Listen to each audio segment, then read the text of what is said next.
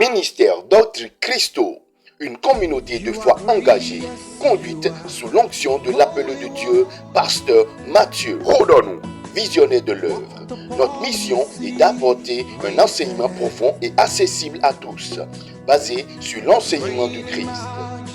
Au cœur du ministère se trouve une vision claire, éclairer les esprits et nourrir les âmes à travers l'enseignement de la parole de Dieu. Le ministère propose une variété de programmes éducatifs, notamment des études bibliques, des programmes de croissance spirituelle. Que vous soyez frère ou sœur de la communauté d'Autre Christo, ou simplement en quête de nos communautés chrétiennes, nous vous invitons chaleureusement à participer à nos différentes réunions. C'est l'occasion idéale de se rassembler dans la prière, le partage et l'adoration. Retrouvez nos communautés au Bénin, au Cameroun, en France et bien plus encore. Nos programmes ont lieu tous les lundis, au temps de prière, tous les mercredis, un enseignement biblique via le centre de formation biblique d'Autre Christo. Tous les vendredis, un moment de prière et de partage. Tous les dimanches, un culte de 16h à 17h30. Retrouvez également nos lives diffusés sur nos réseaux sociaux, Facebook, YouTube, TikTok, les mardis, jeudis et dimanches. Pour plus d'informations ou pour nous contacter, Contact France, plus 33 07 55 88 54 19. Contact Bénin, plus 229 01 97 68 89 75, plus 229 01 59 10 88 02. Contact Cameroun, plus 237 6 98 76 99 15. Email du ministère d'autrechristo@gmail.com. Rejoignez-nous et vivons ensemble la grâce de Dieu, l'équipe du ministère. Que le Seigneur soit béni pour ce dimanche. Aujourd'hui, je vais aborder un terme très très important avec vous. Je vais aborder ce thème un peu autrement parce que c'est important que ce thème que je vais aborder avec vous ce dimanche puisse résonner dans nos cœurs. C'est important que ce thème puisse nous parler et qu'on puisse être impacté véritablement par ce que l'Esprit, n'est-ce pas, va nous transmettre ce dimanche. Et donc, j'ai intitulé ce terme « Sommes-nous prêts pour le retour de Jésus ?» Est-ce que nous sommes prêts pour le retour de Jésus?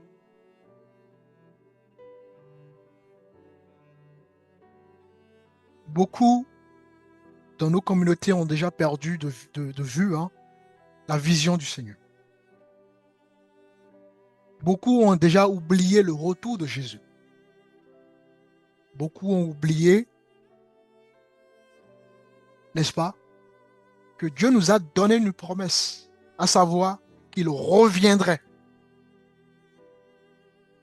Alors, sommes-nous prêts pour le retour de Jésus? Est le thème que je vais aborder ce dimanche par la grâce de Dieu.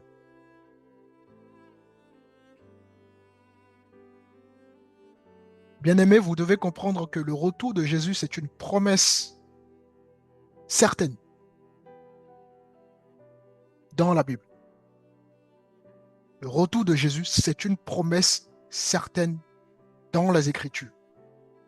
La Bible déclare que ce que la bouche de l'Éternel a dit, sa main veille à son accomplissement. Donc, il n'y a aucune parole de Dieu, n'est-ce pas? Aucune de ces promesses qui ne se réalisent pas. Toutes les promesses de Dieu se réalisent, toujours.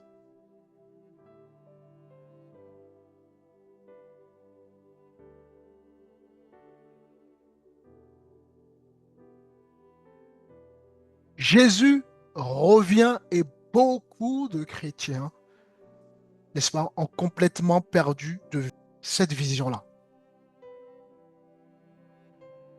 Les gens sont tellement connectés au monde, tellement connectés à leur réalité physique qu'ils se sont déconnectés de la réalité spirituelle, qu'ils se sont déconnectés de la vision céleste, qu'ils se sont déconnectés du retour de notre Seigneur Jésus-Christ.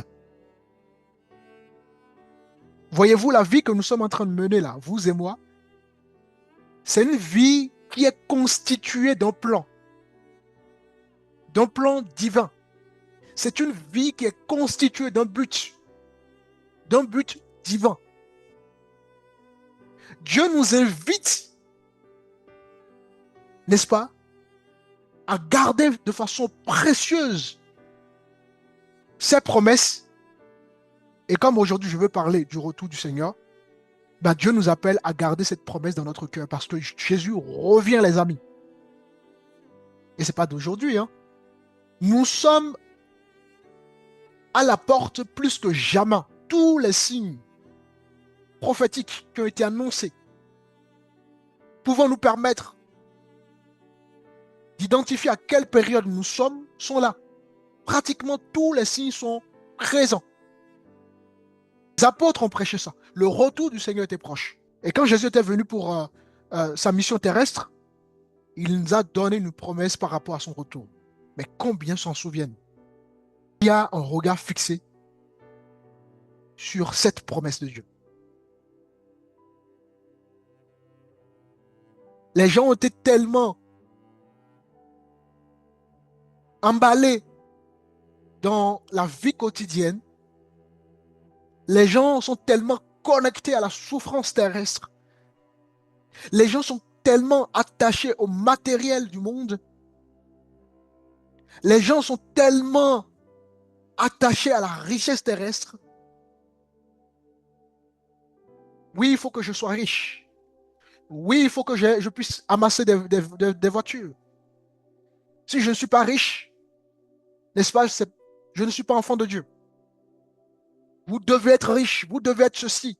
Il y a un évangile tellement focus sur la richesse matérielle qu'on appelle l'évangile de la prospérité, que beaucoup de nos frères, de nos sœurs ont été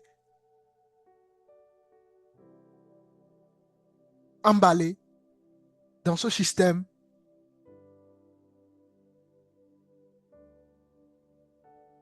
qui ont fait que beaucoup se sont déconnectés de Dieu.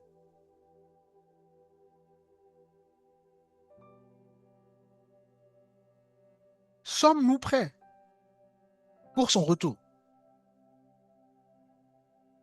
Parce que le retour de Dieu, c'est la certitude de la promesse de Dieu. C'est une certitude.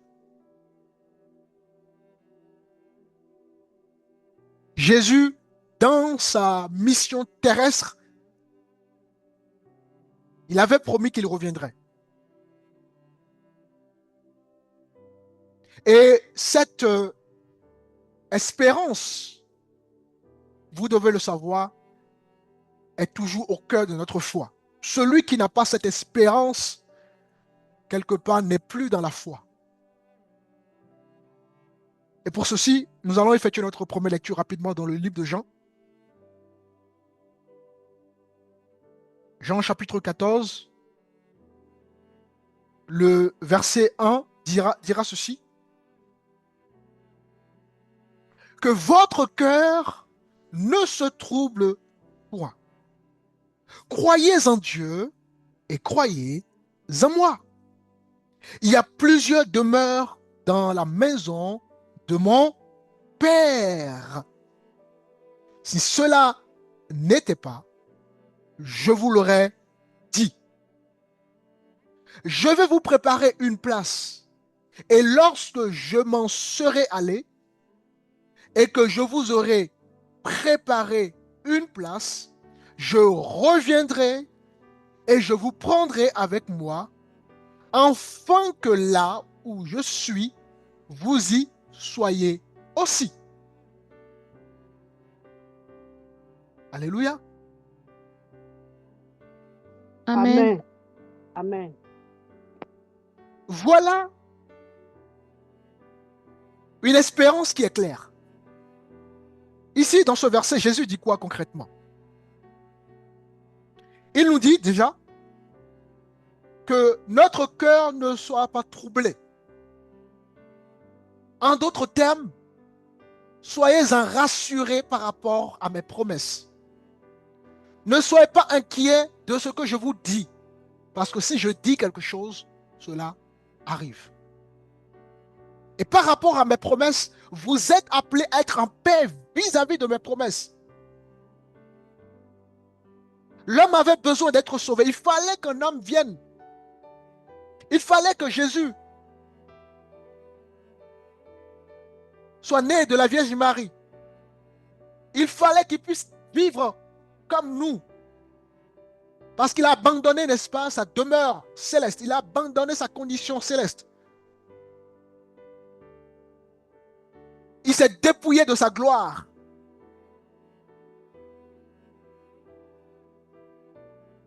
Pour rentrer, n'est-ce pas, dans la condition humaine. Il avait les douleurs comme nous. Il avait les faiblesses comme nous. Il souffrait comme nous.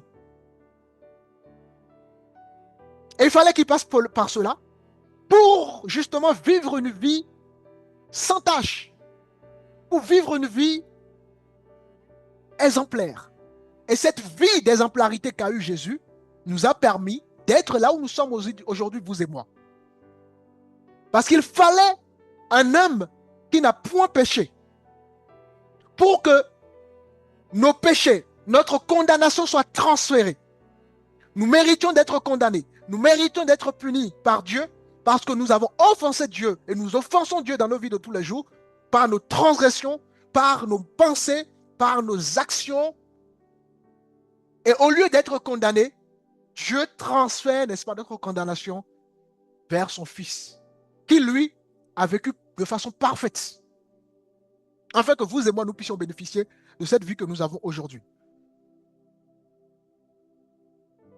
Et grâce à l'œuvre de la croix, grâce à la souffrance de Jésus, vous et moi, nous avons été rachetés. Et dorénavant, n'est-ce pas, nous sommes donc des pierres vivantes, choisies et précieuses devant Dieu. Mais est-ce que la vie s'arrête là? Est-ce que la foi s'arrête là? Est-ce qu'il n'y a pas de suite? Est-ce qu'il n'y a pas un but? Est-ce qu'il n'y a pas des projets? Jésus est venu pour une mission. Il va accomplir cette mission. Et une fois cette mission est réalisée, il fallait que l'évangile soit propagé. Voilà pourquoi, n'est-ce pas, dans Matthieu chapitre 28 là-bas, la Bible déclare: allez partout, dans toutes les nations, et faites des nations des disciples. Parce qu'il faut que l'évangile soit propagé. Nous avons la tendance à croire que Jésus ne reviendrait plus. Nous avons tendance à oublier les promesses de Dieu. Alors que non, tout ce temps-là, Dieu est en train de patienter justement, pouvant permettre à ce que tous les êtres humains reçoivent l'évangile. Et je vous rappelle que le temps des hommes n'est pas le temps de Dieu. 1000 ans est comme un jour devant Dieu, nous dit la parole de Dieu. Voyez-vous? Amen. Alors, être chrétien, c'est toute une vision, les amis. Après la nouvelle naissance, après la régénération, après, n'est-ce pas, le discipulat, il y a une suite. Et la suite, justement, eh ben, c'est le retour de Jésus. Et la Bible dit ici que votre cœur ne se trouble point. Croyez en Dieu par rapport à ses promesses et croyez en moi. C'est Jésus qui parle. Il y a plusieurs demeures dans la maison de mon Père. Jésus parle ici de demeure. Pourquoi, à votre avis? Et il le dit d'ailleurs, il donne lui-même la réponse. Si cela n'était pas, je vous l'aurais dit. Je vais vous préparer, n'est-ce pas, une place, et lorsque je m'en serai allé, et que je vous aurai préparé une place, je reviendrai. Donc vous voyez, Jésus est venu, il a donné de sa vie pour que les hommes puissent avoir à nouveau une relation avec leur Créateur, et il est parti dans le but d'aller préparer une place auprès de son Père. Et entre-temps, il nous a donc laissé le Saint-Esprit. Lui, il est parti nous préparer une place auprès de Dieu. Et il dit, n'est-ce pas, lorsque je m'en serai allé et que je vous aurai préparé une place, je reviendrai. Donc vous voyez bien que Jésus revient, les amis. Il y a un autre retour de Jésus. Et l'histoire doit nous enseigner, l'histoire doit nous instruire. La Bible déclare que ce qui a été, c'est ce qui sera. En d'autres termes, rappelez-vous dans quelles conditions Jésus était venu. Les prophètes ont annoncé, n'est-ce pas, la venue de Jésus. Le peuple Israël a entendu longtemps la venue de Jésus. À un moment donné, le peuple Israël s'est complètement déconnecté de cette vision-là.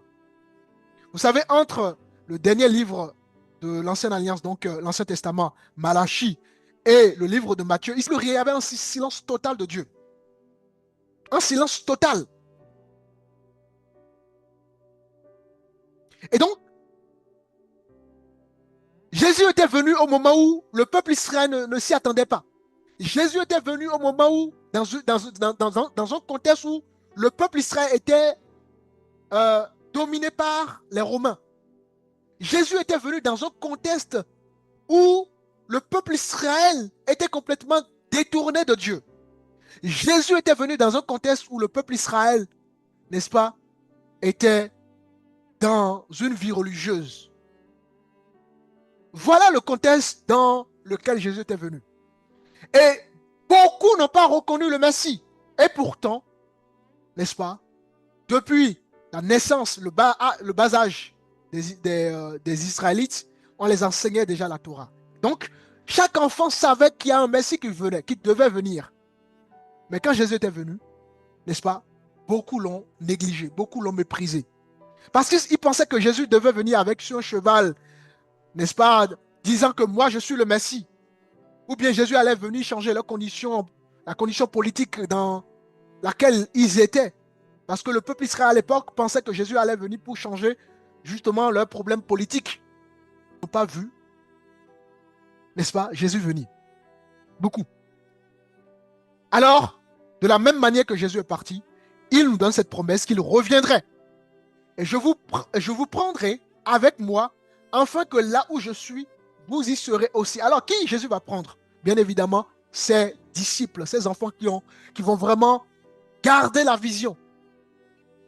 Jésus vient chercher des hommes et des femmes qui vont garder la vision. Des hommes et des femmes qui vont, n'est-ce pas, comprendre qu'il y a urgence dans leur vie. Il y a urgence qu'ils changent de comportement. Qu'il y a urgence qu'ils changent d'attitude. Qu'il y a urgence qu'ils prennent l'œuvre de Dieu au sérieux. Qu'il y a urgence qu'ils prennent leur vie de foi au sérieux. Qu'il y a urgence qu'ils prennent, n'est-ce pas, la vision du Seigneur au sérieux. Qu'il y a urgence, n'est-ce pas, qui travaillent davantage leur foi. Jésus vient chercher justement des hommes et des femmes qui vont justement être dans cette démarche-là. Nous milamlo doedo. Ma aussi semitomeo, ma unawa ba mitenatuma. Milamlo doeo et kami. Mais les dames no ekenwe. Jésus vient chercher des hommes et des femmes réveillés. Des hommes et des femmes éveillés. Des hommes et des femmes connectés. Des hommes et des femmes qui sont à l'écoute.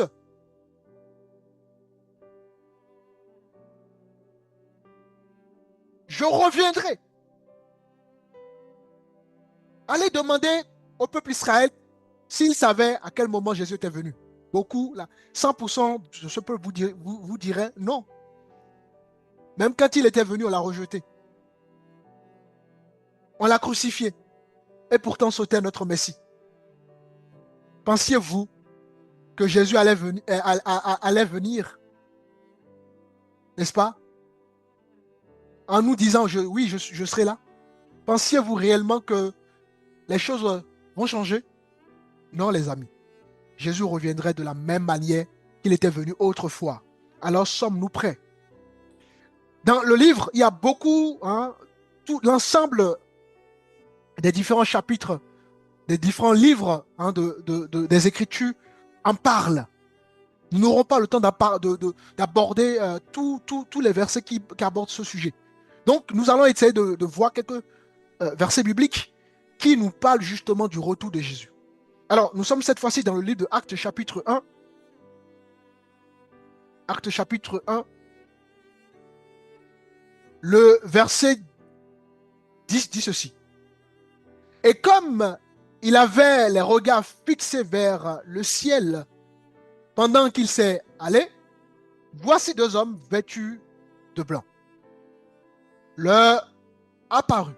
Ils dirent, hommes galiléens, pourquoi vous arrêtez-vous à regarder au ciel? Ce Jésus qui a été enlevé au ciel du milieu de vous reviendra de la même manière que vous l'avez vu allant au ciel. Alléluia. Ici, les apôtres vont accompagner Jésus parce que c'était le départ de Jésus. Et pendant qu'il était en train d'observer Jésus s'en aller, deux anges vont apparaître. Et lorsque ces deux anges vont apparaître aux apôtres, qu'est-ce que ces anges diront?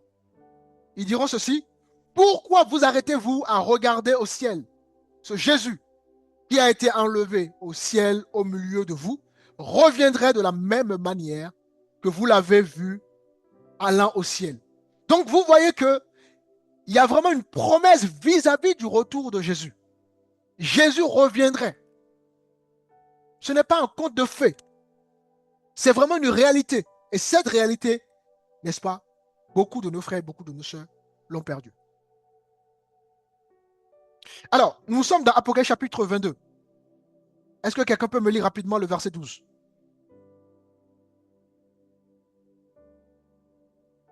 Apocalypse 22, le verset 12. Je lis donc Jésus-Christ. Voici, je viens bientôt et ma rétribution est avec moi pour rendre à chacun selon ce qu'est son œuvre. Alléluia. Alors, stop. Nous allons prendre une pause ici, là. Jésus dit ici, voici, je viens quoi? Bientôt. Et les apôtres le disaient déjà à leur époque. Vous imaginez le compte? Depuis plus de 2000 ans, n'est-ce pas? Les apôtres prêchaient déjà le retour de Jésus, qu'il reviendrait bientôt. Mais pour les hommes, comme on est souvent impatient, pour beaucoup, c'est fini. Pour beaucoup, ils ont perdu cette vision-là. Parce que oui, ça fait plus de 2000 ans qu'on prêche que Jésus reviendrait bientôt. Mais tout à l'heure, je vous disais que 1000 ans pour nous est comme un jour devant Dieu. Et la Bible déclare que Dieu est patient envers nous afin que, n'est-ce pas, nous puissions accepter l'évangile. Voilà pourquoi la patience de Dieu dure encore. Mais tous les signaux sont là et montrent son retour, les amis.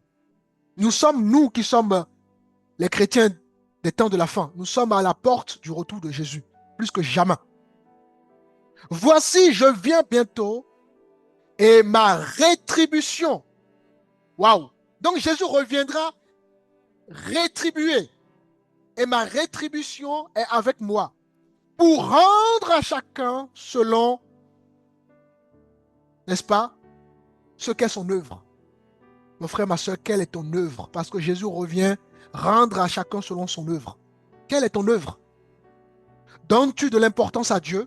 Si ce n'est pas le cas, sache que tu auras une rétribution selon la valeur que tu donnes à ton Dieu, selon la négligence que tu mets dans ta foi. Est-ce que tu es dans la persévérance? Est-ce que tu pries comme il faut? Est-ce que tu es dans la transformation? Parce que la vie chrétienne, c'est une vie de transformation. Beaucoup ont arrêté cette transformation-là. Est-ce que tu lui donnes encore accès au Saint-Esprit de transformer ta vie? Est-ce que tu donnes accès au Saint-Esprit de changer ton comportement, ta mentalité? Est-ce que tu considères les choses de Dieu?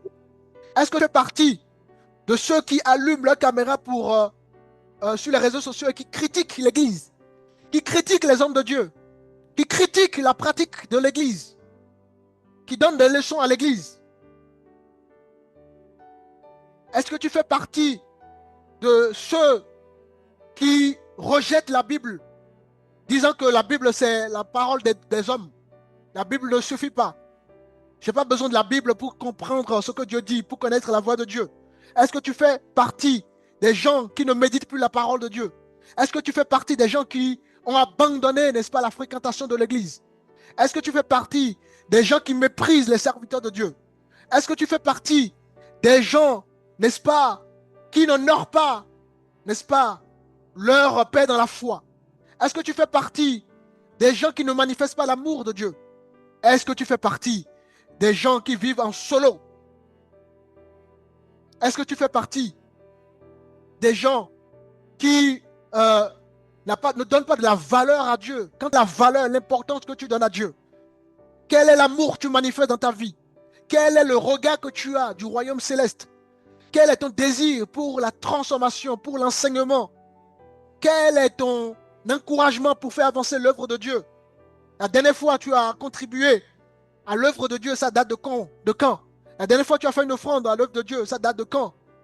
La dernière fois, tu as prié pour un homme de Dieu, ça date de quand? La dernière fois, tu as prié pour un frère, pour une soeur, ça date de quand? La dernière fois, tu as écrit un message, un texto à ton frère ou à ta soeur pour prendre ses nouvelles, ça date de quand? La dernière fois où, n'est-ce pas, tu as évangélisé, ça date de quand? Donc, Jésus revient dans le but de juger selon l'œuvre de chacun. Alléluia. Est-ce que ça va? Vous comprenez? Amen. Est-ce que quelqu'un comprend quelque chose? Amen, amen, alléluia. Amen. Il y a une réalité dans la foi, les amis. Et c'est pour ça que la Bible nous invite à nous renouveler de jour en jour. Parce que l'homme qui ne se renouvelle pas, finira par se déconnecter de son Créateur. La Bible déclare que la chair est faible. La chair ne va pas t'encourager à prier. La chair ne va pas t'encourager à aller à l'église. La chair ne va pas t'encourager à suivre un enseignement. La chair ne va pas t'encourager à méditer la parole de Dieu. La chair ne va pas t'encourager, n'est-ce pas, à manifester l'amour divin. Parce que la chair est ennemie de Dieu, nous dit la Bible. La chair est faible, mais l'esprit est disposé. Alors que la chair est faible, nous avons besoin de nourrir l'esprit. Parce que la foi vient de ce qu'on attend, et ce qu'on attend vient de la parole de Dieu. Vous ne pouvez pas garder la vision s'il n'y a pas une relation profonde avec Dieu, s'il n'y a pas une régularité dans votre foi, s'il n'y a pas une constance dans votre foi. Vous ne pouvez pas, bien aimer. Pour la simple raison que la chair est faible. La chair est là pour vous décourager des choses spirituelles.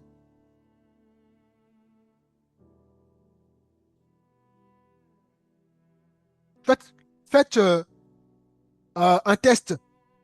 Ne priez pas pendant 3 jours. Et vous allez voir ce qui va se passer. Et reprenez la prière et vous allez voir ce qui va se passer. Vous allez voir une grande différence entre votre vie déconnectée de Dieu, c'est-à-dire votre vie charnelle, et votre vie connectée à Dieu. La chair ne peut jamais vous encourager à aller vers les choses spirituelles. Il est impossible à la chair de plaire à Dieu. Parce que les fruits de la chair sont opposés aux fruits de l'esprit, nous dit Galates chapitre 5. Alors Apocalypse chapitre 22 dira, « Voici, je viens bientôt, et ma rétribution est avec moi, pour rendre à chacun selon ce qu'est son œuvre. » Alors oui, les amis, Dieu va rendre à chacun selon son œuvre. Quelle est ton œuvre dans la foi? Quelles sont nos œuvres dans la foi? Dieu va rendre à chacun, que ce soit dans le ministère, que ce soit dans notre vie de foi, Dieu rendra à chacun selon son œuvre. Donc, nous devons nous réveiller au retour de Jésus. Son retour, ce n'est pas une possibilité. Son retour, c'est une certitude. Je répète, son retour, ce n'est pas une possibilité. C'est une certitude. Et j'ai pris que 2 versets, ou même 3 versets, je crois, ou 4, je ne sais plus, qui nous a déjà montré que Jésus reviendrait. Alors, la Bible nous donne encore plus de précision par rapport à son retour. Maintenant que nous avons compris que le retour de Dieu, c'est une certitude et non une probabilité, et non une possibilité, vous devez comprendre que la Bible nous donne des signaux, des éléments par rapport à son retour. La Bible nous dit que Jésus reviendra comme un voleur dans la nuit. Waouh! voleur vient au moment où on ne s'y attend pas, n'est-ce pas? Si le voleur devait prévenir les gens qu'il allait voler, aucun ne serait volé, n'est-ce pas? Ben, la Bible déclare que Jésus reviendra de la même manière comme un voleur. De la même manière qu'un voleur ne prévient pas. De la même manière qu'un voleur ne dit pas qu'il viendrait voler chez nous. Ben, Jésus reviendrait de cette même manière.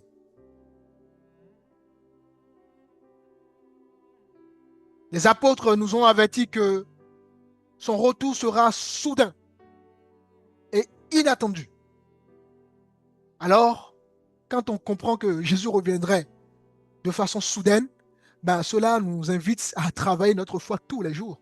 En d'autres termes, nous ne devons pas mettre de la négligence dans notre vie de foi. Parce que si quelqu'un met de la négligence dans sa vie de foi, ben le voleur viendrait et il va se faire voler.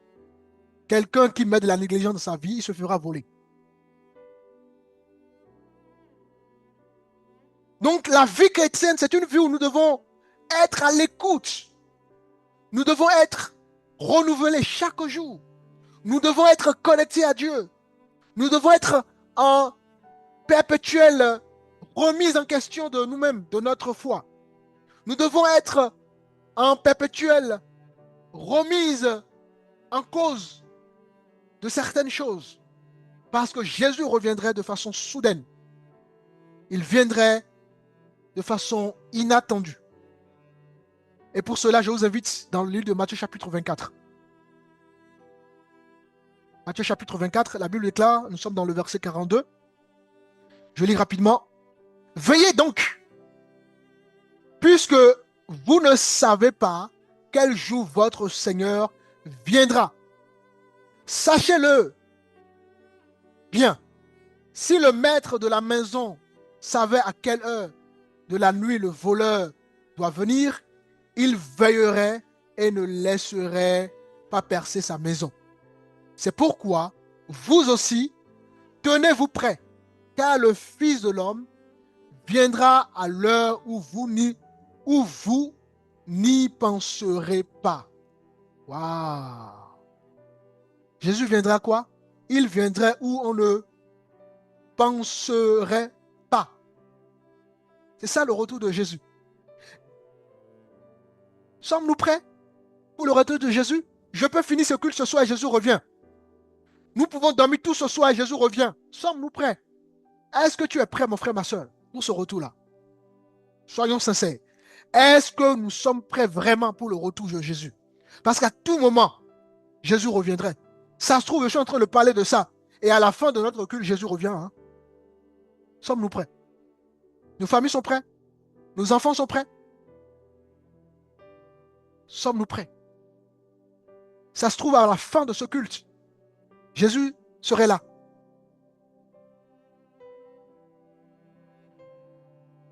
Quand on dit Amen. on a le temps, on a le temps, on a le temps. Quel temps vous avez? J'ai le temps. Tu as le temps pourquoi? Nous remettons à demain ce qu'on peut faire aujourd'hui.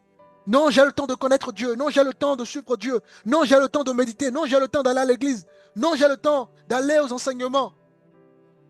Mon frère, est-ce que tu sais quand est-ce que la mort viendra te chercher? Tu peux sortir de chez toi le soir, on annonce ton décès. Qui sait le jour où il va décéder? Qui le sait? Et quand le décès arrive, c'est fini, c'est la fin de ce monde. Donc, à quel moment nous avons le temps de chercher Dieu? À quel moment nous avons le temps de méditer la parole de Dieu? Si Dieu nous parle de ça ce soir, c'est pour qu'on puisse travailler maintenant. Pas demain. Parce que ce soir, tu peux dormir et mourir. Et la Bible déclare, après la mort vient le jugement, selon Hébreux chapitre 10, le verset 27. Voilà la réalité de la foi chrétienne. Mais nous m'en blâme yo. Et nous comme il blâme. Mais nous mao bawe ou mi ba mao to mao. Mao bawe ya. Mi non zogamiton, mi non temiton leme. Mais ne wene mao na wa. Mi na yavi. Nous kumiton le yemi na zemla yavi na. Si je savais, c'est le dernier mot de l'imbécile. Mao tourne, ah, you non dans mon miou. Toi tu non dans mon miou, pasteur tu non dans mon miou. Non vi tu non dans mon miou, non dans mao miou. Cho, man tourne. No quoi ba que quelqu'un fait de wa fodo odié. Ma do mo so metelemi. Je disais, beaucoup seront surpris. Et le jour où ils seront surpris, ils diront, mais on me disait cela. Mon épouse me disait ça, ma femme me disait ça. Mon mari me disait, Jésus allait revenir. Mes enfants me disaient, Seigneur, maman, cherche Dieu, papa cherche Dieu. Mes amis me disaient, mon pasteur me disait, je ne savais pas. Je cherchais que l'argent, que l'argent. Mais voilà là où voilà. Voilà le résultat de ma vie. Que ça ne soit pas le cas pour vous, bien-aimés, vous qui entendez ces paroles. Que ça ne soit pas le cas pour vous. Alléluia. Amen, amen, amen, alléluia. Amen. Amen. Mimaya viso.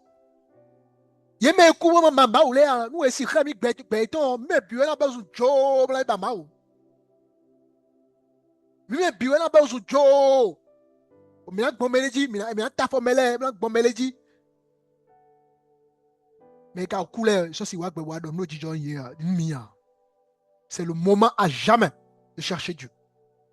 Si les morts pouvaient revenir à la vie pour nous encourager à chercher Dieu maintenant, beaucoup allaient chercher Dieu. Ce que je vous dis là, c'est extrêmement grave, ce que je vous dis là. Sachez-le bien, si le maître de la maison savait à quelle heure de la nuit le voleur doit venir, il veillerait. Adjotor mene propriété bosse adjotor de jaou kweton beyo. Adjotor essaie de mener information de adjotor jaoué. Elle a préparé aider ou. No maouri dom yué.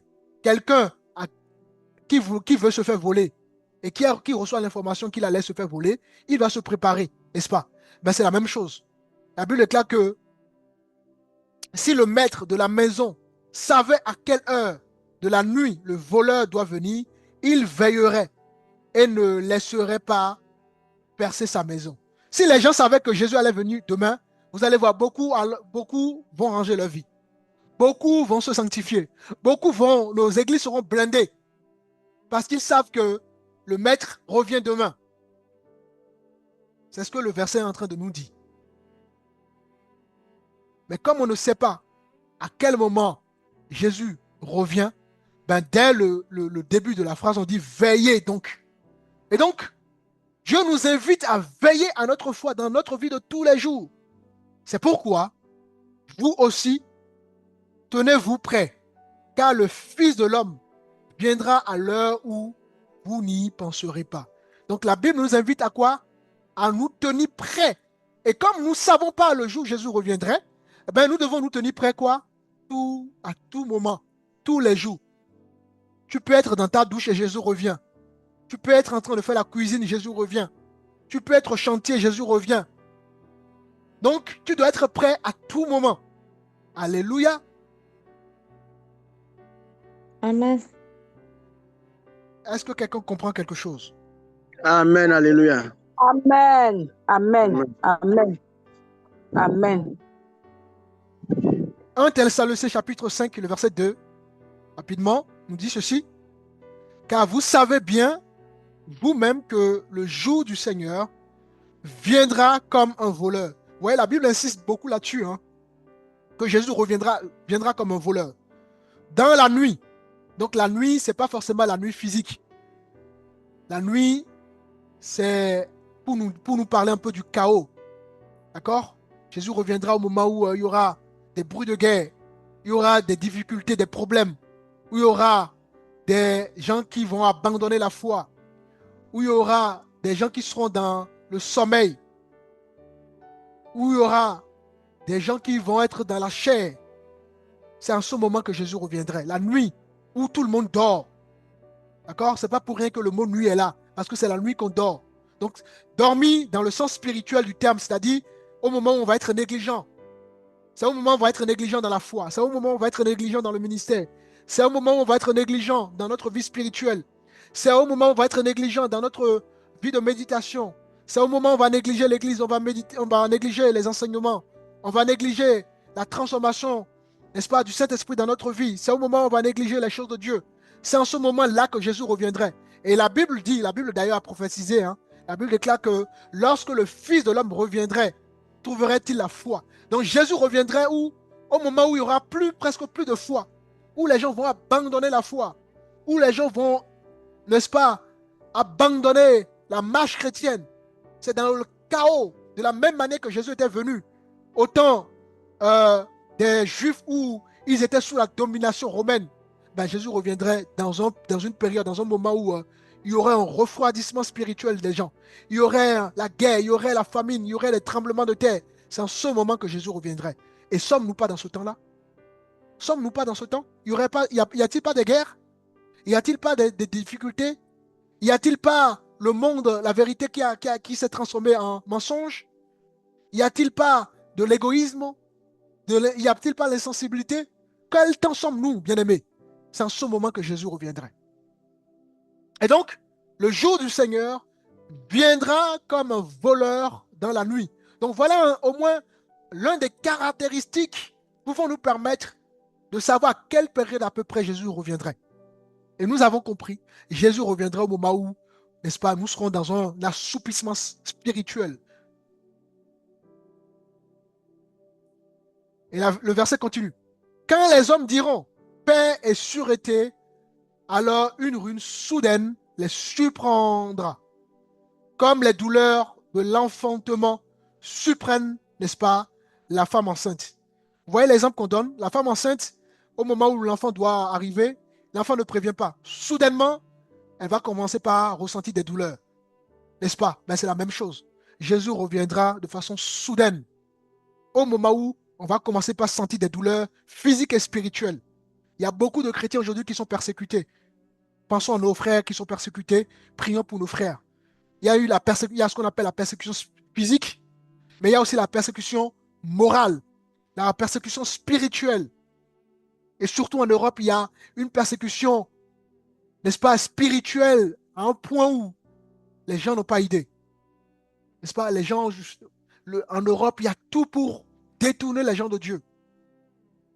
Et Jésus reviendrait comme ça, dans une douleur physique, dans une douleur spirituelle, dans une douleur morale. Voilà les signes par lesquels nous devons comprendre que Jésus est à la porte. Vous me bien dit alors, talon tojibo tohu ndeso dea mbisien gankiko no memba ujawi. Voilà les périodes par lesquelles Jésus reviendrait. Les temps sont durs, les temps sont durs. C'est dans les temps difficiles que Jésus reviendrait, les amis. Mais beaucoup de chrétiens se sont déconnectés de ces réalités.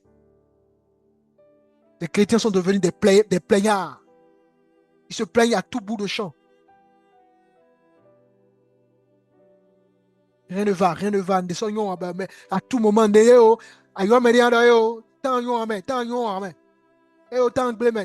pasteur, ça ne va pas, ça ne va pas. À aucun moment vous entendez dire les gens, ça va. Mon frère, même si tu manges gari, tu dois être capable de dire ça va.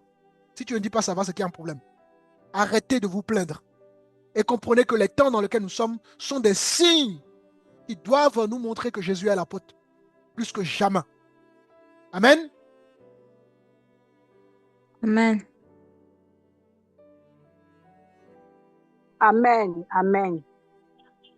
Mais vous, frères, vous n'êtes pas dans les ténèbres pour que ce jour vous surprenne comme un voleur.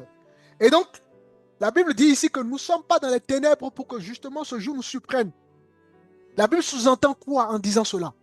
Ben, la Bible sous-entend tout simplement que comme tu es enfant de lumière et que tu es censé être un enfant qui doit être connecté, qui doit être nourri par la parole, qui doit avoir une vie de méditation régulière, ben, tu es censé, n'est-ce pas, ne pas être surpris. Parce qu'en méditant la parole du Seigneur, justement, Dieu va te révéler les choses. Dieu va te donner sa paix. Dieu va te renouveler pour que tu ne puisses pas être désespéré.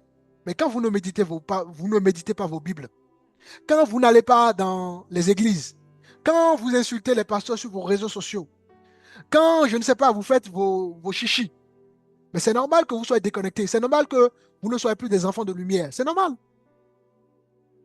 C'est normal que vous voyez le chaos partout. C'est normal que vous voyez la famine partout. C'est normal que vous voyez, n'est-ce pas, la négativité partout. C'est normal, parce que vous êtes déconnecté de la spiritualité. Mais dès que vous avez un bon, vous avez un problème. Mais dès que vous avez un bon, parce que vous n'avez pas une foi solide. Vous n'avez pas une foi enracinée. Hein?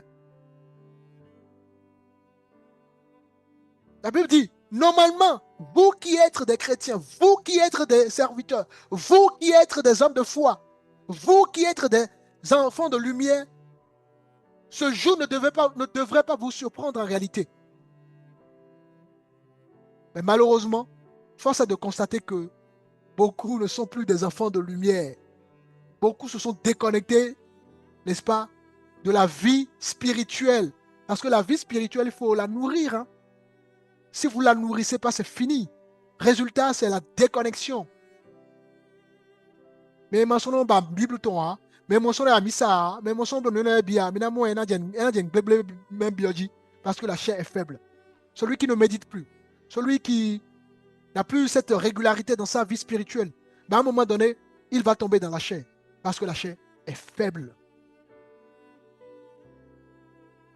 Donc ne vous étonnez pas de voir le chaos que nous constatons, nos frères qui sont déconnectés, de voir des frères et des sœurs qui sont censés être des enfants de lumière, mais qui sont complètement éloignés du royaume, qui sont complètement connectés plus à la vie qu'à la vie spirituelle, qui sont connectés plus au matériel, n'est-ce pas, physique, qu'au ciel.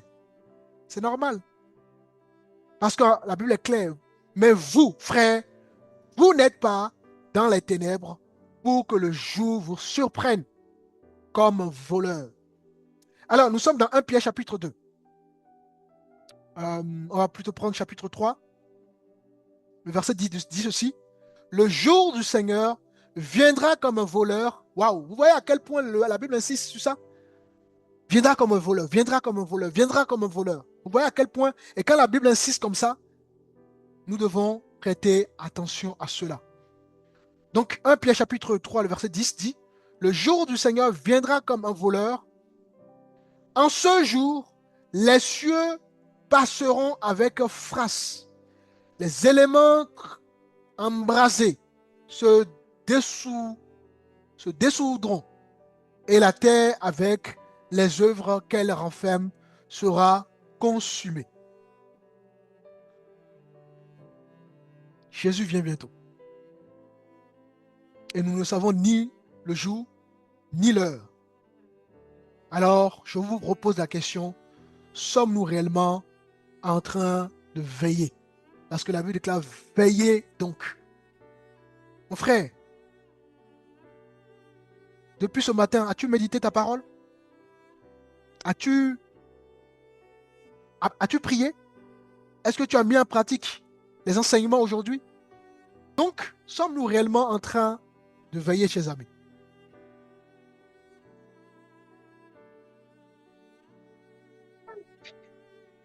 Amen. Amen. Sommes-nous en train de veiller? Vous voyez que la vie chrétienne, ce n'est pas une vie de oisivité. Ce n'est pas une vie où on baisse les bras. Ce n'est pas une vie où on est déconnecté. Ainsi la missa hier matin, midi, soir. Jésus n'a pas. Ce n'est pas le fait d'aller à l'église qui nous permet de savoir qu'on veille. Tu peux aller à l'église et être déconnecté de la réalité. Tu peux suivre les enseignements et être déconnecté de la réalité. Donc, ne conditionnez pas, n'est-ce pas, la vie que Dieu attend de vous sur le fait que vous allez simplement à l'église. Non, ça ne suffit pas. Vous devez aller à l'église, oui, c'est bien, mais vous devez travailler votre foi dans le quotidien. Vous renouveler, être connecté à Dieu. Donc, nous allons nous préparer donc, à ce retour et la Bible nous donne quelques précisions par rapport à cette préparation, n'est-ce pas? La préparation ne consiste pas seulement à attendre, mais nous devons vivre, n'est-ce pas, dans la sainteté. Nous devons vivre dans l'obéissance. Nous devons vivre dans la connexion. Nous devons vivre dans l'engagement. Nous devons vivre une vie de foi. Nous devons vivre en étant connectés à notre Créateur.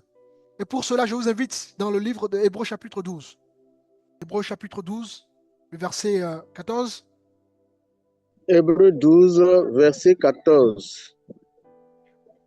Recherchez la paix avec tous et la sanctification sans laquelle personne ne verra le Seigneur. Amen. Soyez bénis en ça. Alors, on va s'arrêter un petit peu par rapport à ce verset. La Bible dit, recherchez la paix avec tous et la sanctification sans laquelle personne, aucun chrétien ne verra le Seigneur. Alors, on va essayer ici de prendre un temps pour décortiquer ce verset parce que c'est très profond. D'accord? Ici, le mot recherché en hébreu, c'est dioko. D'accord? Qui nous parle de la traduction française, ça veut dire courir, poursuivre, chercher, rechercher, s'exercer. Donc la Bible dit quoi? Exercez-vous ou poursuivez la paix avec tous et la sanctification. La sanctification en grec, c'est agiasmos. D'accord? Agiasmos, ça veut dire quoi concrètement? Ça veut dire consécration, purification. Voyez-vous? Ça veut dire sanctification du cœur, sanctification de la vie. Et donc, le livre d'Hébreux chapitre 12, verset 14 nous dit de nous exercer à la paix et à nous purifier, à purifier nos cœurs et nos vies, n'est-ce pas? Parce que si on ne fait pas cela, ben, personne ne verra le Seigneur. Donc, mieux à moi, ce n'est pas simplement le fait d'aller à l'église. Si vous ne faites pas ce que la Bible dit ici, là, vous ne verrez pas le Seigneur. Et le verbe voir ici, puis apparaître, revoir, se montrer. Et nous savons que personne n'a jamais vu Dieu, n'est-ce pas? On peut prendre rapidement un verset pour ça, pour montrer. Alors, on va peut-être prendre Jean. Nous sommes dans Jean chapitre 1. On va lire rapidement le verset 18. Vous me connaissez, vous connaîtriez aussi mon Père. Et dès maintenant, vous le connaissez et vous l'avez vu. Ok. Donc, Jésus dit aux gens qui étaient présents là, en ce moment-là, si vous m'avez vu, vous avez vu Dieu à Dieu. Donc ici, quand la Bible dit, dans Hébreux chapitre 12, cherchez la paix avec tous et la sanctification, sans lequel personne ne verra le Seigneur. En d'autres termes, ben, si nous ne nous exerçons pas à la paix et à la sanctification, donc à purifier nos cœurs, nos vies, à marcher dans les voies de Dieu, etc., etc., mais nous ne verrons pas Dieu, nous ne verrons pas le Seigneur, tout simplement. Donc le jour le retour de Jésus, si nous ne nous sanctifions pas, nous ne verrons pas le Seigneur. Alors, il y a tout un travail que nous devons faire avant le retour du Seigneur. Nous sommes dans 1 Jean chapitre 3. Le verset 2 dit ceci. Bien-aimés, nous sommes maintenant enfants de Dieu. Et ce que nous serons n'a pas encore été manifesté. Mais nous savons que lorsqu'il paraîtra, donc on parle de qui ici? De Jésus. Lorsqu'il paraîtra, nous serons semblables à lui. Parce que nous le verrons tel qu'il est. Quiconque a cette espérance en lui se purifie comme lui-même est pur. Waouh! Waouh! Vous voyez que la Bible nous appelle à être connectés au retour de Jésus. La Bible dit lorsqu'il paraîtra, donc les gens qui seront sanctifiés, les gens qui sont vraiment dans la foi, sincères dans leur foi, etc., etc., ben verront Jésus, n'est-ce pas? Parce que nous allons le voir tel qu'il est.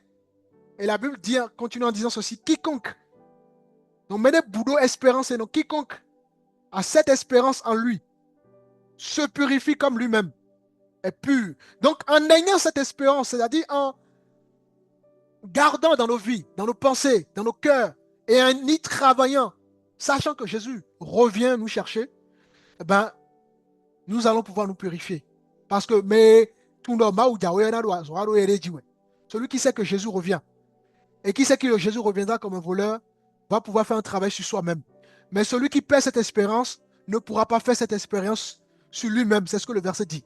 La purification ici, c'est une façon de nous dire, quand on va garder cette espérance, ben, nous allons pouvoir nous purifier, c'est-à-dire nous allons pouvoir travailler à notre foi. Le livre de Tite, chapitre 2, le verset 11 dit ceci, « Car la grâce de Dieu, source du salut, pour tous les hommes, a été manifestée. Elle nous enseigne à renoncer à l'impiété. Voilà à quoi nous sommes appelés. Et au convoitisement mondain. Voilà à quoi nous sommes appelés. Et à vivre dans le siècle présent selon la sagesse, la justice et la piété. En attendant la bienheureuse espérance et la manifestation de la gloire de notre grand Dieu et Sauveur Jésus-Christ. Waouh! Ici, la Bible dit quoi? La Bible dit que nous qui sommes sauvés, nous qui sommes des chrétiens, n'est-ce pas? Nous devons être dans le renoncement à la piété. Nous devons abandonner les œuvres de la chair. Nous devons abandonner les convoitissements du monde. Oui, mon frère a telle voiture, je dois avoir la même voiture. Mon frère a telle maison, je dois avoir la même maison. Ça, c'est ce qu'on appelle les convoitissements du monde. Et à vivre dans le siècle présent, nous devons nous connecter, n'est-ce pas, à la parole de Dieu, à la justice de Dieu, à la piété. Et pendant ce temps-là, pendant qu'on est en train de faire ce travail-là, donc en attendant la bienheureuse espérance et la manifestation de la gloire de notre grand Dieu. Donc en attendant le Seigneur, nous devons renoncer à l'impiété, nous devons renoncer à la convoitisme mondaine, nous devons, n'est-ce pas, vivre dans le siècle présent, n'est-ce pas, dans le siècle présent selon la sagesse et la justice et la piété de Dieu. Donc en attendant le retour du Seigneur, nous avons une vie de foi active et non une vie de foi passive. Nous avons une vie de foi active. Est-ce que vous comprenez? Ça va? Amen. Amen. Oui. Oui, ça va, pasteur, ça va. Donc, en attendant le retour du Seigneur, nous devons travailler à notre salut.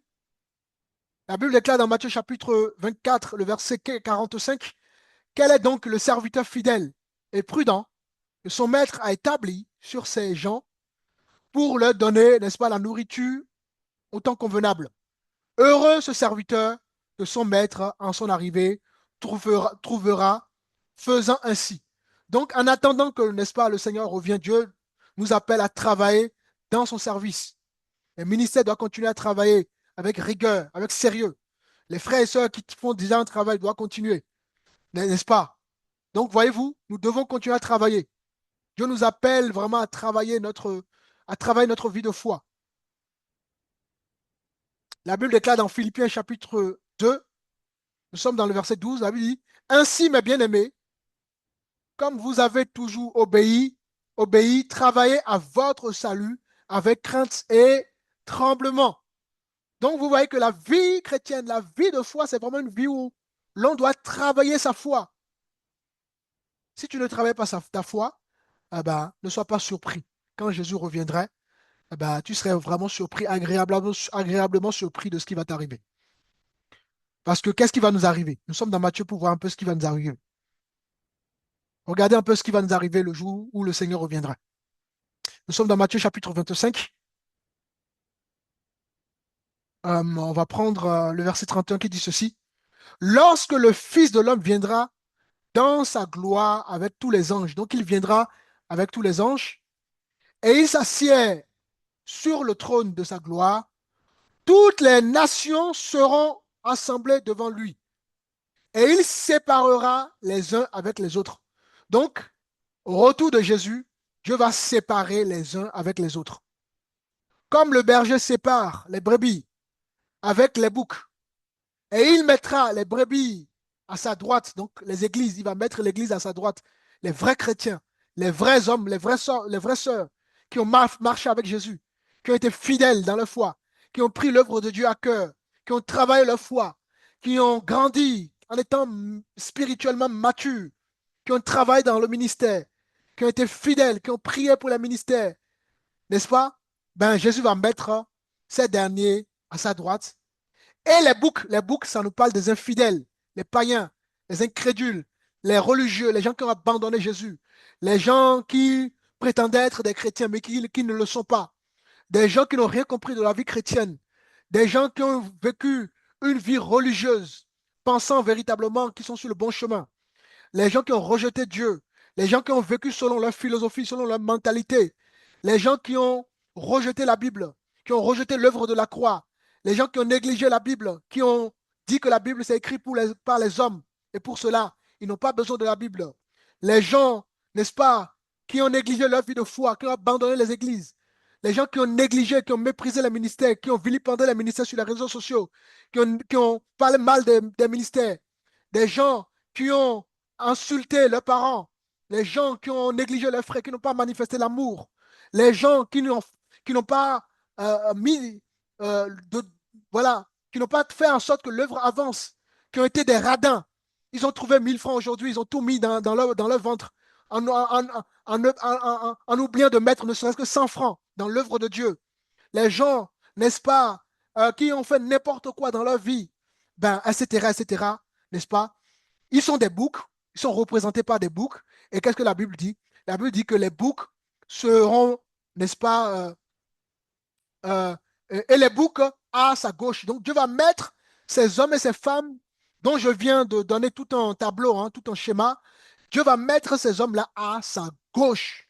Donc au retour de Jésus, Dieu va faire une séparation des gens qui ont été fidèles, qui ont été des vrais disciples, des vrais chrétiens, des vrais serviteurs, et Dieu va mettre à sa gauche, n'est-ce pas, les infidèles, les insensés, les païens, les incrédules, etc., etc. Venez vous qui êtes bénis. Donc, quand Dieu va faire une séparation, Dieu va dire à ceux qui va mettre à sa droite, donc en parlant de l'Église, hein, Dieu va dire à ses vrais disciples, venez vous qui êtes bénis de mon Père, prenez possession du royaume qui vous a été préparé dès la fondation du monde. Waouh!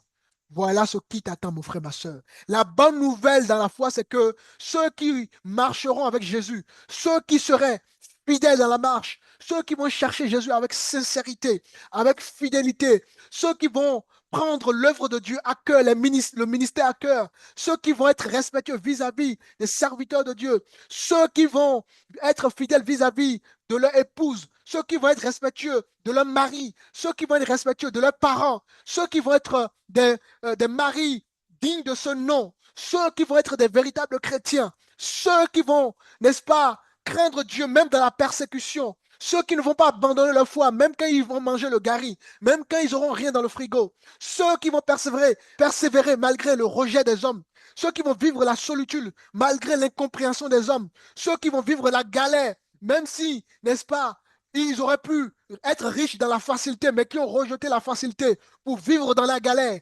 ceux qui vont être sincères dans la foi, ceux qui vont prendre soin de leur épouse, ceux qui vont prendre soin de leurs enfants, ceux qui vont prendre à cœur l'œuvre de Dieu, ceux qui vont prier pour le ministère, ceux qui vont méditer, n'est-ce pas, dans leur vie de tous les jours, ceux qui vont laisser le Saint-Esprit les transformer dans une vie, n'est-ce pas, de transformation régulière, ceux qui vont être constants dans la foi, ceux qui vont être, n'est-ce pas, matures dans la foi, n'est-ce pas? Et la liste est très, très, très, très longue. La Bible dit que ceux-là auront la possession du royaume qui les a été préparé avant la fondation du monde. Voilà la bonne nouvelle de l'évangile. Alléluia. Alléluia. Voilà la bonne nouvelle de l'évangile. Alléluia. Nous avons une récompense. Même si tu vis en galère dans ce monde, sache qu'au ciel, tu seras riche. Même si tu vis la tribulation dans ce monde, sache qu'au ciel, n'est-ce pas, tu seras un homme n'est-ce pas, apprécié par Dieu. Tu vas régner sur le Alléluia. royaume de Dieu. Même si, n'est-ce pas, les hommes t'ont rejeté dans ce monde, même si tu as été abandonné par tes parents, même si tu as été abandonné par tes amis, même si tu as connu la solitude, même si tu as connu le rejet, même si tu as connu, n'est-ce pas, l'incompréhension, la Bible dit qu'au ciel, Dieu va te donner la possession de son royaume.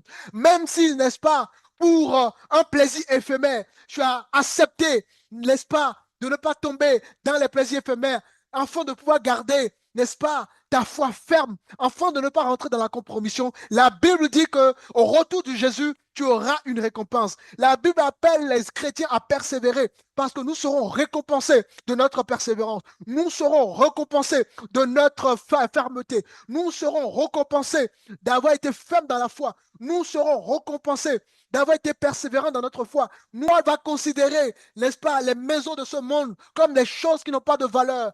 Paul va considérer les beaux costumes, les belles villas, n'est-ce pas? Parce qu'il sait qu'au ciel, il y a des belles villas qui ne vont pas être détruites. Il y a des belles richesses qui ne vont jamais, n'est-ce pas, disparaître. Paul a considéré les choses de la vie, n'est-ce pas, comme rien du tout parce qu'il avait la vision du Seigneur. Il avait la vision du royaume. Et très peu de chrétiens ont cette vision. Tu dois avoir la vision du royaume, mon frère. L'argent que tu gagnes ici-bas ne doit pas avoir de la valeur plus que ta foi. La voiture que tu as dans ce monde ne doit pas avoir plus de valeur que ta foi. La femme que tu as dans ce monde ne doit pas avoir plus de valeur que ta foi. Le mari que tu as dans ce monde ne doit pas avoir plus de valeur que ta foi. N'est-ce pas? Les richesses de ce monde, le travail de ce monde, les amis de ce monde ne doivent pas avoir plus de valeur que ta foi. Ta foi doit toujours être au-dessus de toutes ces choses, au-dessus des richesses, au-dessus de toute forme d'amitié, au-dessus de tout. Parce que si tu considères les choses du monde plus que ta foi, tu vas perdre ta vie, mon ami. Alléluia. Amen. Amen. Amen. Amen. Amen. Amen. Tu Amen. vas Amen. perdre, mon frère. Tu auras que tes Amen. yeux pour pleurer, mon frère. Et tu n'auras Amen. personne. Quand tu vas te retrouver devant le Seigneur, tu ne diras pas, il est où mon mari, il est où ma femme, il est où mes enfants. Tes enfants ne seront pas à côté de toi pour justifier tes comportements. Ta femme ne sera pas à côté de toi, ni ton mari, pour justifier ton comportement. Tu seras seul face à ton Créateur. Et là, tu vas rendre des comptes de ce que tu as fait dans ta vie. Vérité. Vérité. Vérité. La foi, c'est chacun pour chaque, c'est vraiment chacun pour sa foi. Chacun doit faire un travail profond dans sa foi. Chacun doit travailler minutieusement sa foi. Parce que le jour où tu vas te trouver devant, n'est-ce pas, ton Créateur, tes followers ne vont plus t'acclamer, tes followers ne vont plus commenter, tes followers, n'est-ce pas, ne vont plus t'encourager, les gens ne vont plus t'applaudir. Tu n'auras personne pour justifier avec toi ton comportement et ton choix dans la vie. Vérité. Vérité. Alors, est-ce que tu préfères avoir 1000 followers, 10 000 followers pour perdre ton âme?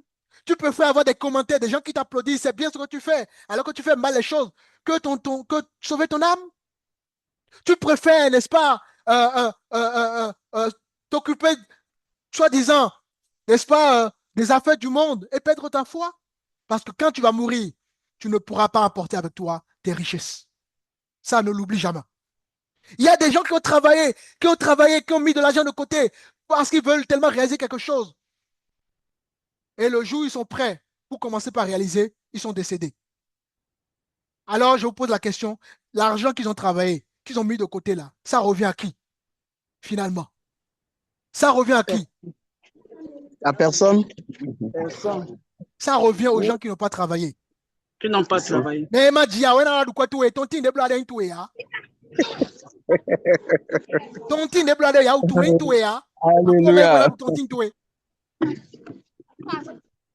Alors, vous devez comprendre ces choses-là. Vous mettez trop de la valeur dans le monde, trop de la valeur dans ces choses. Alors que la tontine que tu vas avoir, si tu meurs, c'est quelqu'un d'autre qui va apprendre ça. La maison que tu construis, c'est bien de construire une maison, mais il ne faut pas que la maison soit au-dessus, prenne plus de place dans ta vie de foi. Il ne faut pas que la maison soit, n'est-ce pas, l'absolue chose que tu dois faire dans ta vie alors que ta foi est négligée.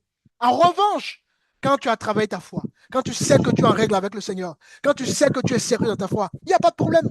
Tu peux construire une maison, il n'y a pas de problème. Tu peux acheter une voiture, il n'y a pas de problème. Tu peux avoir des projets, il n'y a pas de problème.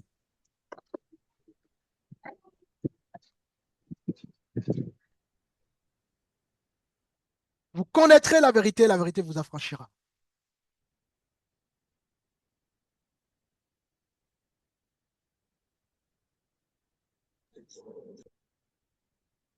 Vous qui êtes bénis de mon Père, prenez possession du royaume qui vous a été préparé dès la fondation du monde.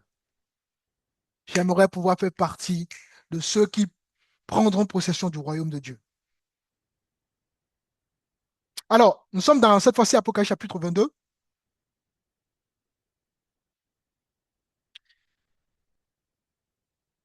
Et nous allons prendre le verset 14 qui dit ceci.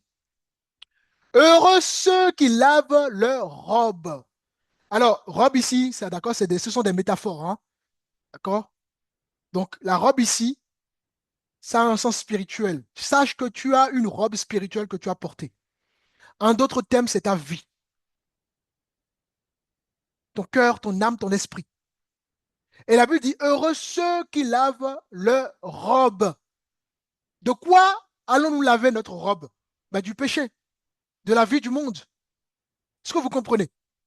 De la même manière qu'on peut laver une tenue parce qu'elle est sale, mais nous devons nous laver régulièrement pour enlever toutes les tâches. Les tâches, c'est le péché, le mensonge, l'orgueil, l'envie, l'ivrognerie, la jalousie, la manipulation, le viol et tout ce que vous connaissez. N'est-ce pas? Nous devons nettoyer ces choses. Parce que Jésus reviendra chercher une église sans tâche, ni ride. Vous avez encore des chrétiens qui sont dans ces choses, qui sont encore dans le mensonge, qui sont encore dans ces choses-là, parce qu'ils ont oublié que le Seigneur revient. Alors, la Bible dit, heureux ceux qui lavent leur robe, afin d'avoir droit à l'arbre de vie et d'entrer par les portes dans la ville. Donc, ceux qui vont avoir droit à l'arbre de vie et d'entrer par la porte dans la ville de Jérusalem, hein, que nous allons posséder, eh bien, ce sont ceux qui vont laver justement leur robe, c'est-à-dire ceux qui vont laisser le Saint-Esprit enlever nos péchés, les tâches qui sont en nous. Donc, en attendant le retour de Jésus, il y a un travail que nous devons laisser le Saint-Esprit opérer dans notre vie. Il y a un travail que le Saint-Esprit viendra faire. Apocalypse chapitre 20.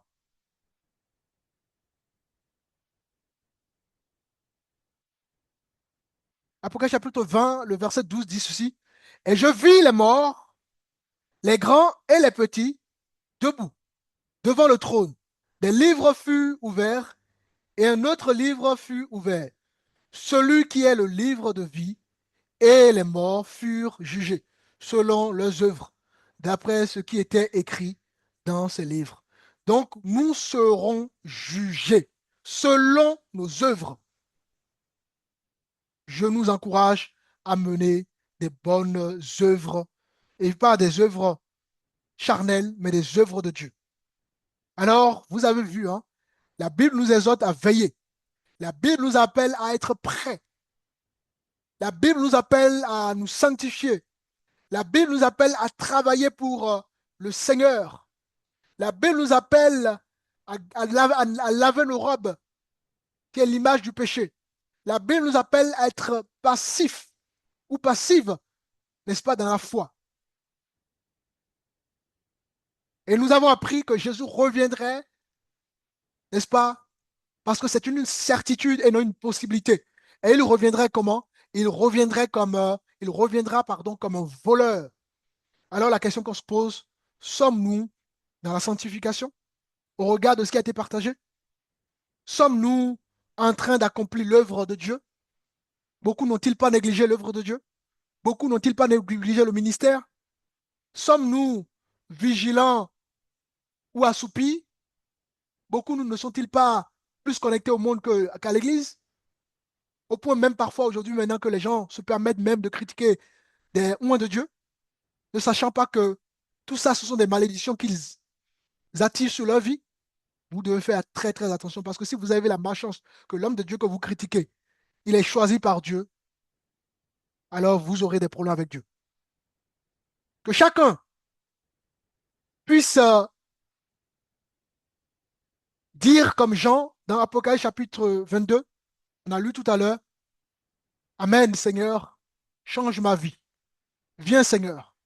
Vous devez garder à l'esprit que votre vie, n'est-ce pas, n'est pas une vie où il faut, il faut faire n'importe quoi. Vous devez prendre conscience de cette vie-là et, et y travailler. Donc voilà, que le Seigneur puisse vraiment, au travers de euh, cette prédication, nous interpeller. Jésus revient. C'est une réalité, ce n'est pas un conte de fées. Et merci Seigneur, nous avons pu voir au travers de différents versets que le retour de Jésus est imminent et que son retour, c'est une certitude, que son retour, c'est une promesse et Dieu tient toujours à ses promesses. Mais en attendant, Dieu nous demande également d'éveiller parce que nous ne savons pas le jour où il viendrait. Dieu nous demande de travailler, de nous préparer, etc., etc. Alors que celui qui a des oreilles pour entendre ce que l'Esprit a dit ce soir, n'est-ce pas, entend ce que l'Esprit a dit pour que le jour de Jésus, le jour de la venue de Jésus, n'est-ce pas, il ne soit pas surpris ni surprise par le retour de Jésus. Et donc voilà, je vais m'arrêter là. Que Dieu soit béni. Est-ce qu'il y a des commentaires ou des questions par rapport à ce qui a été partagé? Amen.